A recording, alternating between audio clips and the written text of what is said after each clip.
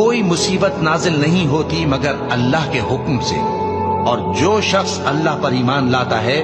وہ اس کے دل کو ہدایت دیتا ہے، اور اللہ ہر چیز سے باخبر ہے۔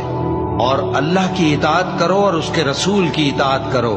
بس اگر تم منہ پھیر لوگے تو ہمارے پیغمبر کے ذمے تو صرف پیغام کا کھول کھول کر پہنچا دینا ہے۔ اللہ جو معبود برحق ہے، اس کے سوا کوئی عبادت کے لائق نہیں، تو مومنوں کو چاہیے کہ اللہ ہی پر بھروسہ رکھیں۔ مومنوں، تمہاری بیویوں اور اولاد میں سے بعض تمہارے دشمن بھی ہیں، سو ان سے بچتے رہو، اور اگر معاف کر دو اور درگزر کرو اور بخش دو تو اللہ بھی بخشنے والا ہے، مہربان ہے۔ تمہارا مال اور تمہاری اولاد تو آزمائش ہے، اور اللہ کے ہاں بڑا اجر ہے، سو جہاں تک ہو سکے اللہ سے ڈرو اور اس کے احکام کو سنو اور اس کے فرمانبردار رہو اور اس کی راہ میں خرچ کرو، یہ تمہارے حق